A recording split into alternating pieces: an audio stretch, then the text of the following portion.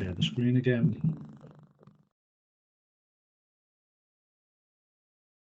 Okay. Right, Miguel, as agreed, we're going to take this opportunity to conduct a recorded professional discussion on professional development, personal and professional development. So first, are you okay for us to move forward and go ahead? Yes. Okay, excellent. So we've already made some comprehensive notes on this based on kind of your e-learning and sessions, excuse me, that we've had before. So what we'll do is we'll just talk through your answers here, because that would allow us to expand on any of these bits as well and come up with some practical examples if you've not included these already. So the first one is talk through the personal development plan that you have created. So if you just start talking through the questions and answers, Miguel, and why you've put those down. Yeah. So when it comes to learning style, I believe that going by I think it was David Kolb's learning style, and also by looking at like different types, and I'll have to say that accommodating the learning style when it comes to like accommodating like more of a hands-on type of person. Yeah. That I prefer to use real life experiences to get things done, and to work from experience. Also looking at if you look at the VARC style of learning, this also would classify me as a kinesthetic type of learner, that I prefer to learn things, as I mentioned before, like a hands-on, more of a hands-on person. Yeah. So physical interactions, practical things. That's how I prefer to learn, to be more hands-on than theoretically based. Okay, excellent. So part of putting your personal development plan together was being able to identify what your own learning style is. And also we expanded on that by then looking at you being able to, once you've built a knowledge of that, then looking at being able to identify other learning styles in other people as well. Mm-hmm. And as a result, having learnt that, one of the things we put down was being able to support and give more adequate training to staff by accommodating their learning styles a little bit more. So this was something that we said we wanted to cultivate, wasn't it? Yeah. So this came on, and you mentioned physical interactions, experience, and practices. So these are all things that are strengths of yours. So through learning about that, well, we also looked at 360 SWOT analysis as well, with the importance of self-awareness, self-reflective practice, as we said with Kolb, and also through reflective practice through things like your Hari window, and using constructive feedback from others to map in, and it allows you to think about the kind of things that you're good at, the kind of things that you feel you want to improve at, and then from that we were able to start noting down bits for a development plan. And this continued in the as well. So if we just talk through, in what ways did you take your learning style into account when adding activities to your personal development plan, Miguel?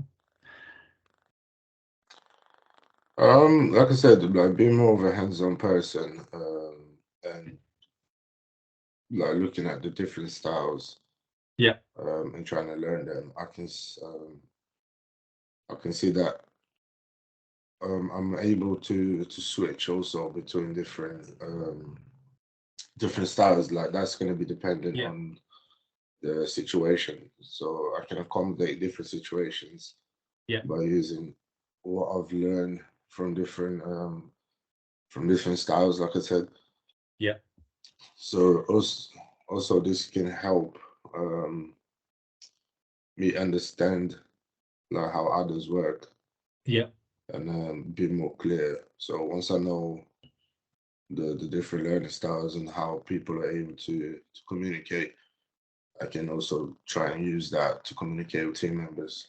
Yeah, that was it, wasn't it? So actually, we touched upon a bit of a throwback from the team leader course, Miguel, where we looked at communication styles, and we kind of married that up with learning styles and thinking about being able to adapt different approaches to different situations, but also to different people as well. Mm-hmm. And you're able to give the example. So, you know, an example of that is when you were doing training. So actually, when I came to site last month, Yeah. and we did that practical exercise, quite literally, and you were able to accommodate that by not only kind of talking verbally through things, but actually kind of showing, doing it practically as well, Yeah. and give an actual exercise. And one of the things you guys mentioned was that once everybody has exposure to that training exercise, that you actually then swap roles as well. That was the other thing that you mentioned. So everybody gets a chance to view it from different viewpoints. Yes. And as a result of that, you're able to kind of gauge where people's strengths are, where people need to develop.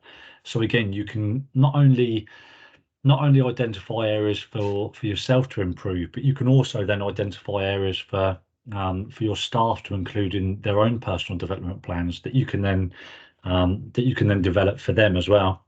Mm-hmm. So from a training purpose, it was really useful. So not only looking at learning styles and communication styles for your own benefit, but for that of your team as well. And we linked the two up, Miguel, didn't we? Kind of what you would need to improve in order to improve them, kind of thing, and vice versa as well, giving that feedback. So it was a really useful practice. It was slightly scary going in the chair downstairs, but that was a good trust exercise for us as well. Of course. Okay. So, but that's what it was based on, Miguel, wasn't it? So we spoke about being able to adopt different styles. Yeah. Because naturally as you mentioned, we've got under number 3 here. So evaluate 2 learning styles other than your own. So both activist and pragmatist. All of these can be useful with the team, and they can be adopted at some point. And we spoke about the benefit of having flexibility within your approach, didn't we? So Yeah. if you could just carry on from there with number 3 and then move on to number 4, Miguel, as well. Yeah, sure. So when it comes to discussing development, what type of development activity would be suitable? So both, like you mentioned, activist pragmatists, these learning styles, they can also be very useful within the team. So they can help with the communication within the team and the understanding of how people can work in different ways, not just one specific set of style or one specific way. So everybody's different. Yeah. And then once you understand that, the communication and performance of the team can improve because they can help and the team in different ways and have everyone up to speed. But to make sure everyone understands.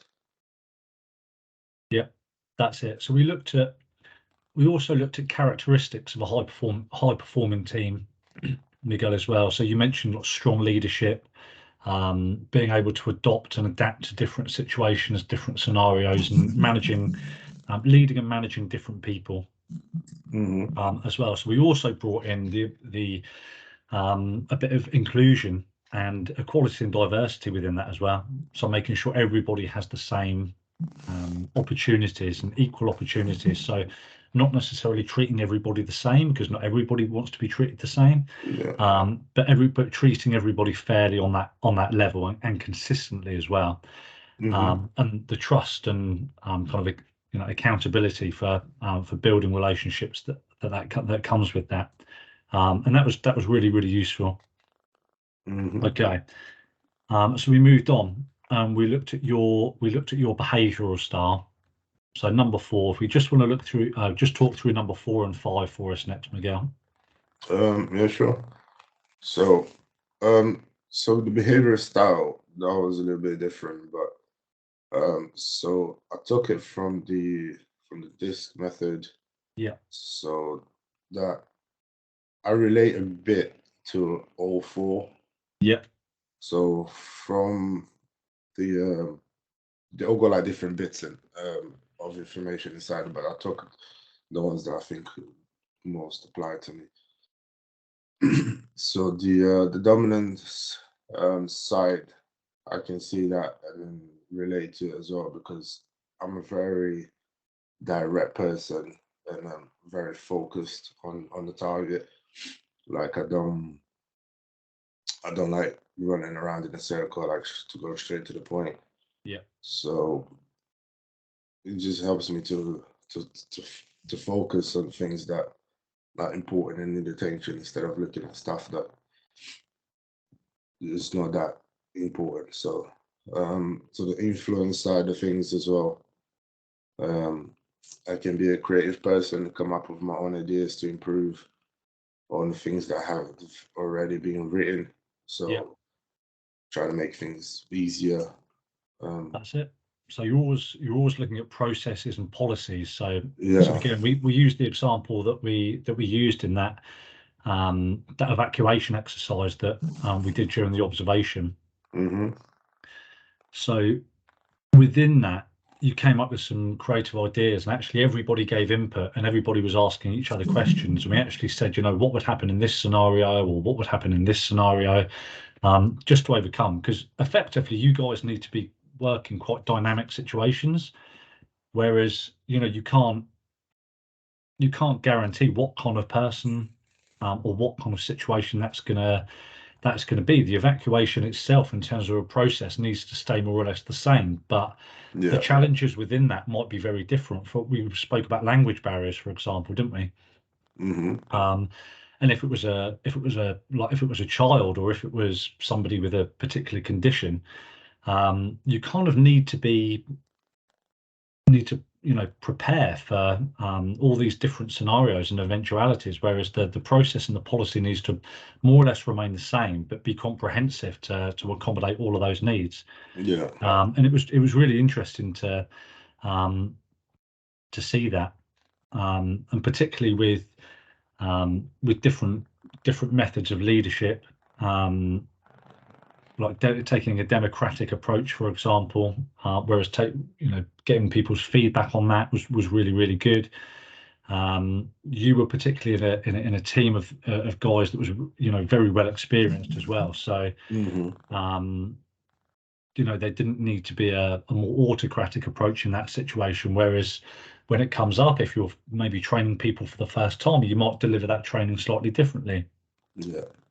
So that was and that was something you mentioned, or you talked about during the observation as well, which was really good. So that was it. So then steadiness, so you can relate to being a team player, willingness to help others in need, and reliability to carry out tasks. Yeah, absolutely. Mm-hmm. And finally, compliance. So you're very careful on things you deal with, and you think about things before you make rash decisions. So Yeah. again, we spoke a little bit about kind of problem solving techniques and decision making techniques as well, of how you break problems down. And again, for that particular observation, we looked at you know, how the scenario might change slightly, and what the thought process would be for that, and how it might change within that decision making process, which was interesting. Mm-hmm. So that's good. And that you mentioned, so your behavioral style, you can relate to kind of all 4 different styles, and Yeah. particularly because you work in a very multicultural, multi-generational team, Mm-hmm. you'll need to accommodate and be inclusive for everybody's learning styles, everybody's kind of needs analysis. We touched upon this before, Miguel, haven't we, in Yeah. kind of building a high performance team in the old in the last course, and what that looks like was really useful. So yeah, okay. next, so we talked about behavioural styles, that the fact that you relate to all these different styles and how you the need for you to remain flexible and to work in different situations, work with different people. A lot of the SBI, a lot of the situational behaviour impact model, for example, we've looked at before, and you mentioned that at the time. So if we just go through, in what ways did you take into account your behavioural style when we were planning your personal development plan? So number 5. I think one of the main ones was difficulty to understand, not myself, but others to understand me when I try to explain certain things. So from being a direct and focused mind, focus-minded person, Yeah. at times I can kind of like, how can I put it? Or not stop myself from speaking in my mind, but kind of like have to be more mellow on how I speak and what I speak on. Yeah. So so others can find it difficult to understand the way I do things, and that can have an impact on how I deal with people on a large scale, because I might want to speak what needs to be said, but sometimes you can't do that. So I think that's one of the things that can prevent me from talking to people like on a larger scale. Yeah. So I think we looked at that from a self-awareness perspective when we looked at the 360 SWOT analysis. Miguel, wasn't it, where you did the self-reflection, and also it was something that came up as something to work on. So it's really being able to kind of, once you've built that knowledge of awareness and being more aware of it, once you get into certain situations where certain approaches need to be taken, you'll still need to adopt a very autocratic, a very direct leadership and working style for a lot of the time, but it's being able to recognize that actually that isn't always necessary. So sometimes you can stop and think, what's going to gain the best response here? It's not how do I accommodate their style? What's going to, based on who it is that I'm dealing with, how should I stop, and how should I articulate what I'm trying to say to gain the best response from them that we want as a team? Because, and again, it's difficult, Miguel, but particularly when you're kind of addressing and delivering training to large teams to accommodate individual learning styles at that time, you might then need to break it down slightly and have individual conversations, things like that. And that kind of comes on in a little bit towards the end of this. I think there's another question on it, but particularly when you have team meetings and handovers, being able to adopt a certain style, but then if you need to then go on and address that before or after the meeting, then you can continue to have kind of one-to-one discussions, performance reviews, and things like that on a one-to-one basis that allows very subjective feedback to be given, and that's when you can really apply that accommodation of learning styles, communication styles. Because again, you've mentioned before with your team, Miguel, sometimes you look at people and there's people that their best response to doing something might be for you to speak to them very directly, and they respond well to direction. Whereas some people kind of need a little bit of coercing and a bit of a pat on the back and a bit more encouragement, a bit more positivity, and that's how you can deliver that as well. So it's this was a really continuation of a 360 SWOT. Looking at the behavioural styles from the disc that you took. We also looked at the Honey-Mumford quiz, as well as VARC learning styles, and we took all of this into account as well as self-reflection and feedback from your team and from your manager as well, because I know that you also do performance reviews with your team, and you also do a performance review with your line manager JJ as well. Yeah. So it's interesting the difference between the two, because you're actually on both sides of it. Yeah. So it's interesting that you can see the benefit of using different strategies and tactics for different people in different situations, and that's really what we took into account when planning your personal development plan. So it wasn't necessarily just things that you felt I'm not I'm not very good at this, as it were. I mean, there was nothing really, but you felt there were certain elements of a skill set for your job role where you could improve on that. And there was even some that were, even though we rated yourself kind of 4 out of 5, which is already very good.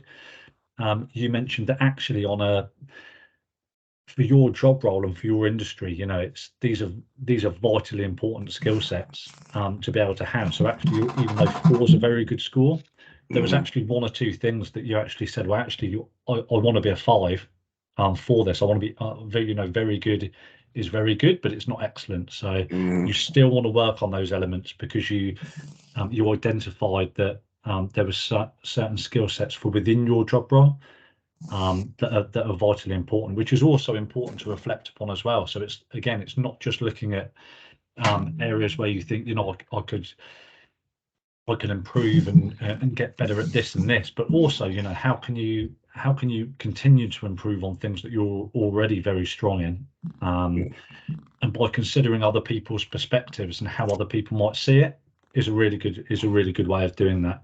Because a lot of what you put down was very much team based. It was very much how you can help others. It wasn't necessarily personal things for yourself to go away and work on. It was more how you can help the team as a whole, how you can build relationships with them, so you can understand them better. Yeah.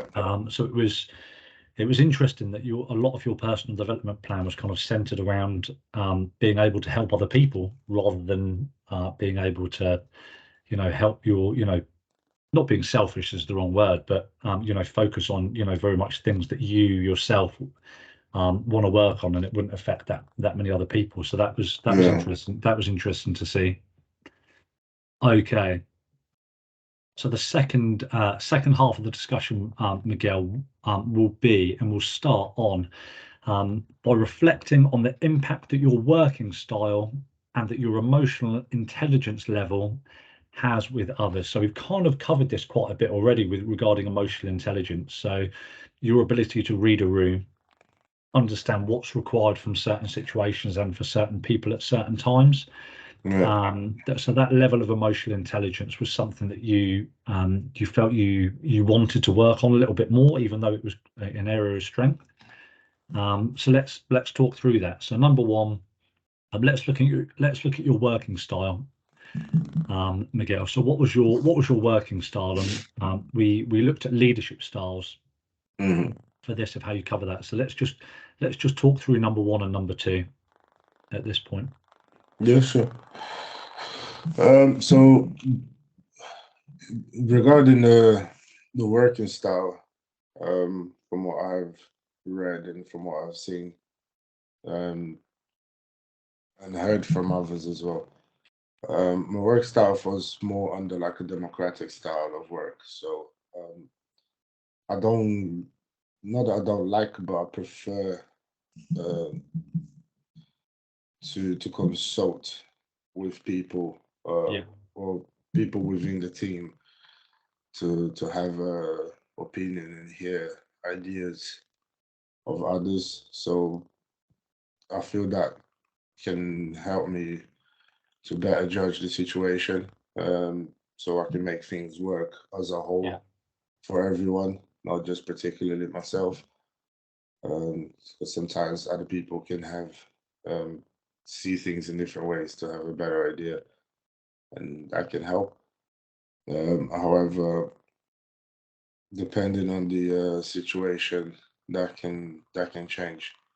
Yeah. So and depending on how the outcome or the impact of the situation, that can change. I can be more of like a strict person, Yeah. or like Yeah. a I can't remember the name of the word now. Laissez-faire or something like that. I can't remember. That's it. So you had some different leadership styles. The main ones that we identified for yourself was democratic, as you said. So you effectively, you value the opinion of the team. You've got a very experienced team. So you said it would be remiss or naive of you not to get their opinion or not to use their wealth of experience to allow you to make more informed decisions. Yeah. Because the more information, the more feedback you have, the more you have to base your decision on. So even though the accountability of decision making might end with you, you can use the benefit of their guidance and opinion and experience to do that. You mentioned it's also important from a team perspective. So building relationships, building trust. From a culture point of view, it's important that people feel valued, involved within the process as well. So that was very much something that you do within your team culture, with it being a clan culture. Everybody has each other's backs. You all work hard for each other, and you all know each other's skill sets and what each other are good at. Yeah. So the other was so autocratic, so more dictatorial, more direct. Sometimes there'll be a need for that if something's very urgent or if something's quite serious. And laissez-faire was the more relaxed style of management that we looked at, wasn't it? So if something wasn't that urgent, or something needed to get done in like a week's time, then you can ask one of your staff to delegate to them and make sure they get that done. And you might say, look, I know you've done it before and you've done a good job, so do it how you want to do it, and just let me know when it's done. So you can be a bit more relaxed. Yeah. So you can, again, that's all to do with kind of building trust and allowing people to do that. So Miguel, can you think of any real examples of when you've actually done that? So any real examples of when you've maybe had a decision to make and you've on like a task or a project and you've actually consulted your team? Yeah, it happens. It happens more often than you think. Especially, I'd say the main one is if something is to like any sort of like incident reports that I need to make. I will always consult with my controller, the guy that sits with me, to make sure that we have the correct information. Yeah. If there's anything that I might have missed, anything that he can see that needs to be changed or something, let me know if something else makes more sense than what is written down. Yeah. That we can always change it around. So that happens quite a lot when I do report writing. So I don't just write a lot of anything, like all the stuff that comes to mind, but I also read it back to the person next to me, and we kind of change things around where it needs to be changed. So I like that, because people hearing it from a different angle, they can see things from different ways and have different ideas. So sometimes I might be writing too much on something that makes no sense, and then they can kind of like tell me, "No, there's no need to write that. We can change it, put it this way," and then I'm like, "Yeah, that makes sense." So Excellent. So it's the old adage, like sometimes two heads are better than one, kind of thing. So you're gaining a different perspective.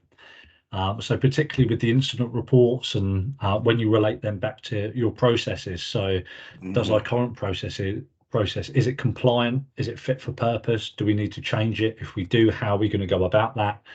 And that was kind of your problem solving technique that you do. You look at a problem, you try to break it down with using decision making. What's required for each element of coming up with a solution. And it was kind of a tick box, is it compliant? Yes. And then you move on. Does it meet industry standard? Yes. Does it meet the needs of your business? If it's yes, then can you improve it even further? If yes, then you can either keep it the same or you can rewrite it and add to it to make it even more comprehensive. If no, to any of the above, then you can go back to the stage before and you can rewrite it. So that's a really good way of doing it. Excellent. So that was your working style that we've looked at. So the next one is emotional intelligence, Miguel. So again, like having empathy, for example, is a good example that we've spoken about before. How might you deal with that? And you said it might depend on how well you know the person or what the situation is. But let's just talk through that now. So number two, and then number three, Miguel, if possible, because the third one will relate to the second one. If you just talk through those two for us. Yeah, sure. So about being emotionally intelligent, I do believe to be a highly emotionally intelligent person. Um, Even though sometimes it might not be the case, but when carrying out certain tasks, like for example, when I did the Johari window to test, I have been able to identify certain strengths and weaknesses that I might not have noticed before, especially from other people. Some stuff that I might have been unaware of. And also, so now that I know some of my weaknesses or things that I need to work on, so that would just help me improve further on that. That's it.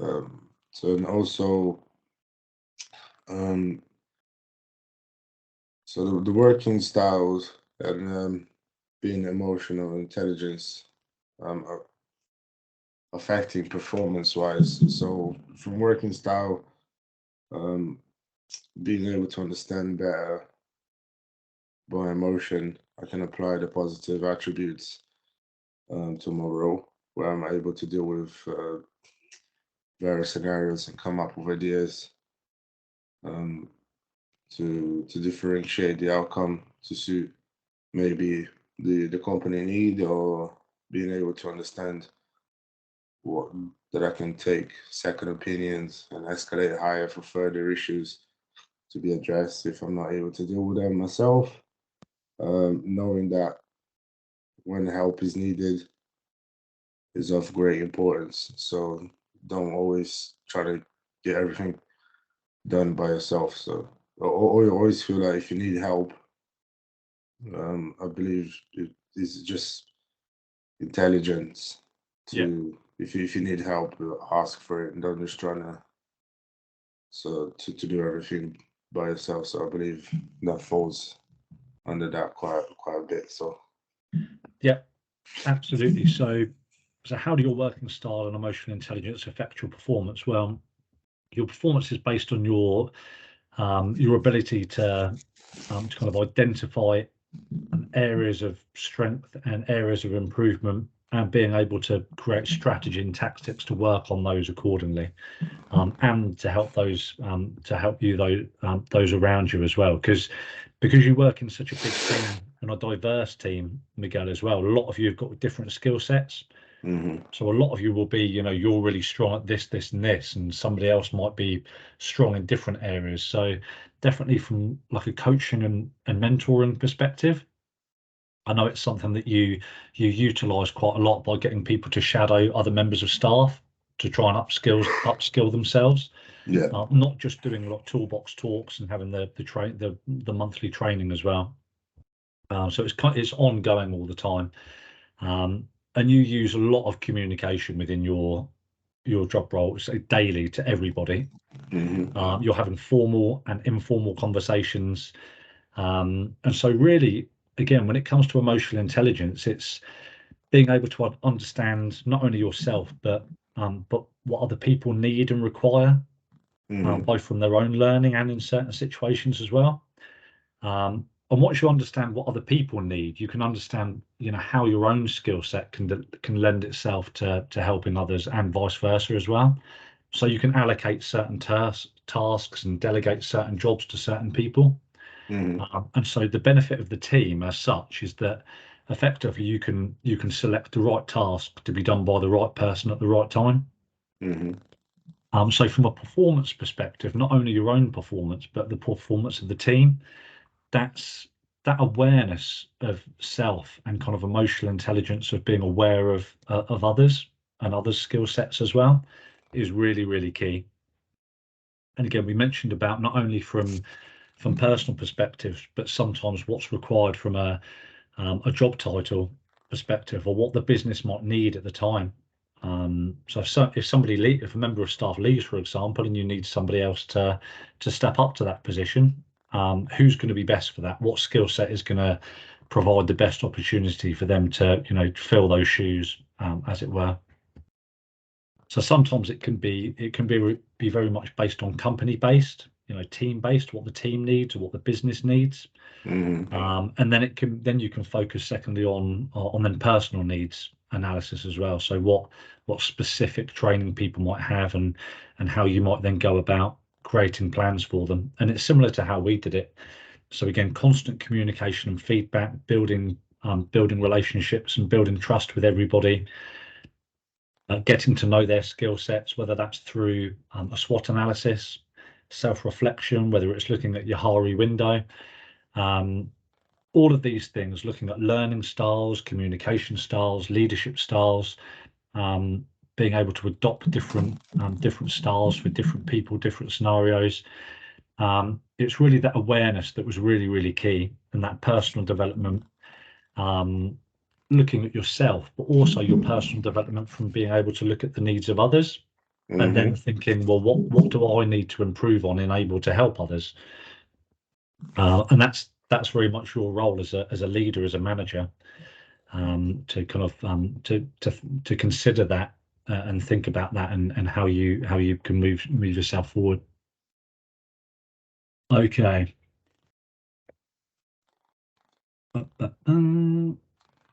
Okay, so the next one is your organization's values, Miguel. So we looked at Bidvest's values. What's your understanding of what Bidvest's values are, and what do they mean to you? How do you think you try to embody those values in how you behave and how you approach your job role? So in regards to the values of the organization, the values built on respect. There's a lot of talk about respect. Yeah. Well-being, the people in general, not just the clients, but the people working as well. And there's an ethical and socially responsible manner. So yeah, there are values that all companies should strive for, really. To look after not just clients, but the people that work for them. So that's it. yeah, Exactly. respect employees and clients. So, and then to make sure that I operate within that, I make sure that I respect that I treat people well, regardless of them being a member of the public, someone that comes to work at the building, the contractors or the client itself. This also gets passed on down to my team. I make sure that they're the best at what they're doing, and they're working within those values to make people feel safe and not disrespected or discriminated or anything of that sort. That's it. So Bidvest values are very much the strength of the business is the people that work within it and who work with you. So you need to look after their well-being and their welfare all the time, not just from a duty of care perspective as a leader or manager, but really looking out for them all the time. So I know you have an example of that is you have regular daily formal and informal discussions with people. Mm-hmm. So you get to know them as people, not just members of staff. The longer you work with people, the more you build kind of rapport and relationships with people like that. Miguel, it allows you to understand what motivates them. So again, Mm-hmm. I know we've looked previously at kind of motivational theories like Maslow and Hertzberg, what motivates people.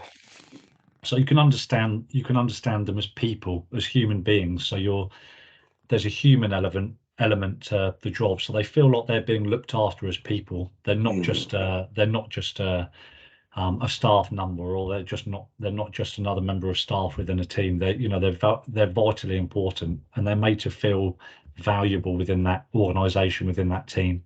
Mm-hmm. And so you as a role model, that's what you try to do. So you're fair, respectful, and consistent with your approach, and that you give everybody, you treat everybody fairly, you treat everybody with respect and consistently, whether that's staff, contractors, the public who are coming in, that might be going to the roof garden, for example. And you really take that upon, you become accountable and responsible to be a role model for that perspective. So you're showing that professionalism, but also that that kind of human element of, being well presented, speaking to people in the right way. Your team are then going to be able to see that and follow suit. So you're setting an example of positivity and fairness and inclusion all the time. That's very much to do with the culture of Bidvest that gets cascaded through an organisation, through managers and leaders like yourself. And these are key for every single member of staff to kind of have these values embedded within all these different sites that the company, where the company sets this expectation. And it's up to role models like yourself to set that example, to make sure that everybody understands what's expected, and these are the kind of people that we want to be, and this is how we want to run ourselves as a team. To gain a really positive, strong, good reputation for customer service, and which I know that you guys have. Okay, which kind of brings us on to number 2 as well. So in what ways are you a role model, and who sets an example? So think about an example for yourself, Miguel. So who do you see as a role model within the organization? Who do you think, I'd like to, they set a really strong example, so I'm gonna do the same. Can you think of anyone within your business or within your site? Yeah, sure. So in regards to that, I would say probably the head of security, JJ.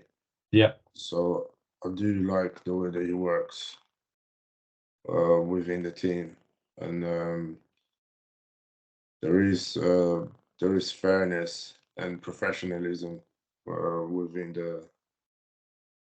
the workplace. Yeah. So I like to kind of keep that ball rolling if possible. That's it. Because that somebody who's positively influencing you like that, if you can then set the tone for that yourselves, then it's guaranteed that other people within your team are gonna view you in the same way. And it's vitally important as well. It's the responsibility of all staff to buy into the values of the business. But that precedent can kind of be influenced and set by key people within the business, often leaders and managers and line managers, that set the tone, that set an example with their professionalism, with their presentation, with their work ethic, how they go about things, how they treat people, and they set the tone. And that then gets, as I say, that gets cascaded through an organisation right from the top down. So that's a really good example of how you're a role model as well, and also you understand who important and key figures within the business that can set the tone for that. Okay, so number 3 on that list, Miguel, is give examples of when you have been open and honest, fair, consistent, and impartial. So if you could just talk through those four. Sure. So open and honest, that during staff interviews, or not interviews, sorry, reviews. I have to be honest with the team member, but also understand that people can make mistakes. And if that is the case, trying to offer some level of support where where it's needed. Trying to be firm but fair, but also understand that if the person is not having the appropriate support, then that needs to be looked into as well. So in regards to being fair, uh, I'm willing to try and understand the team members. Take time to know uh, who I work with. Trying to offer equal level of support and opportunity as well.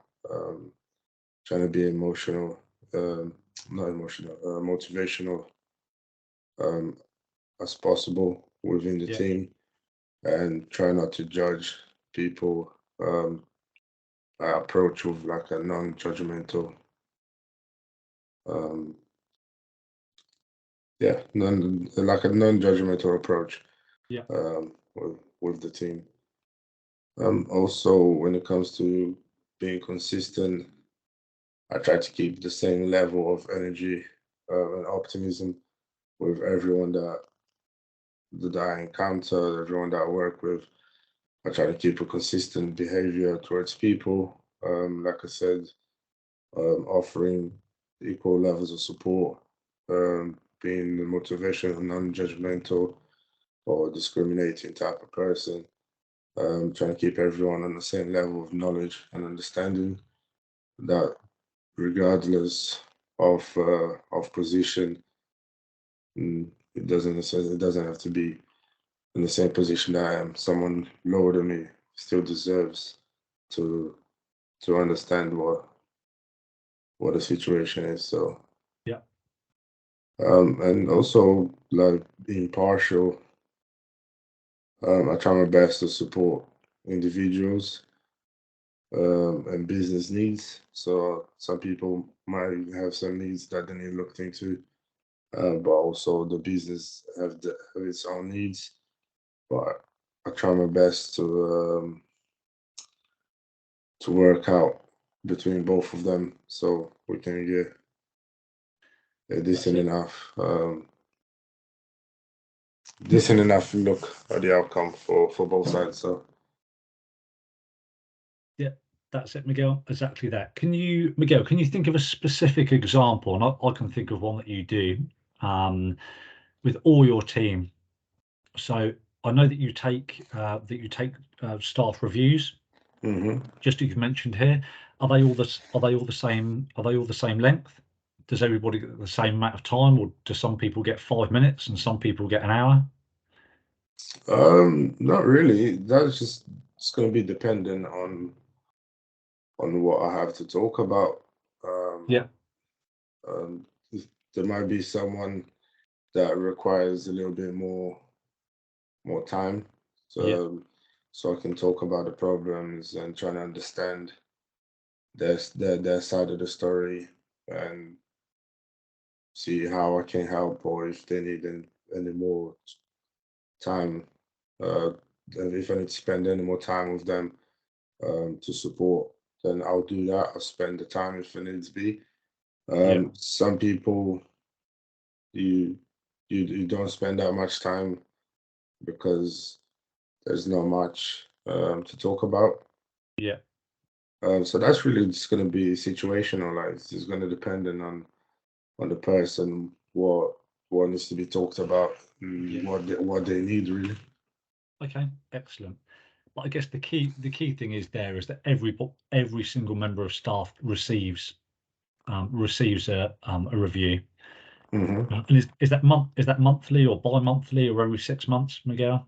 Every quarter. Every quarter. Okay, so that's done systematically. It's booked in. Everybody knows when they're going to be. Everybody will receive the same training. and the same opportunities within those periods. Yeah. And so even though the reviews can be very subjective, generally everybody is treated with the same amount of respect and given equal opportunity to progress as well. Okay, excellent. If we just look through here, Miguel, so evidence required for the discussion. So have we talked about your personal development plan? Yeah. I think we have. So we've spoken about how we created it, which things we considered. So learning styles, VARC, 360 SWOT. We also considered needs of the business. We also considered Yahari window. We also looked at what was it? Various like self-reflective techniques like Cole. Yeah. And we thought about, what are the things that are the most important? They're not necessarily all things that are already 5s or things that might have been 2s or 3s, but things that were most important to you and also the needs of the business. And that was kind of how we came up with your personal development plan and what to include within that. We've also looked very much on self-reflection on performance. So again, how have you reacted positively or proactively to feedback that you've had? And you mentioned that again in the 360 SWOT analysis and through the Yahari window, which can sometimes be quite eye-opening of how people perceive you. That allows you to focus on certain elements of your own learning and performance and how you're going to go about that with your own learning tactics. What you're going to do going forward as well. And I know that you have your own one-to-ones and performance reviews with your own line manager. So you might have shared that 360 SWOT with your line manager and see how the two kind of map in. So that was everything that we needed to include, Miguel even. So with that, is there anything else you'd like to add to that, Miguel? No, I think we covered a pretty decent basis. Okay, excellent. So with that in mind, I am going to pause the recording there.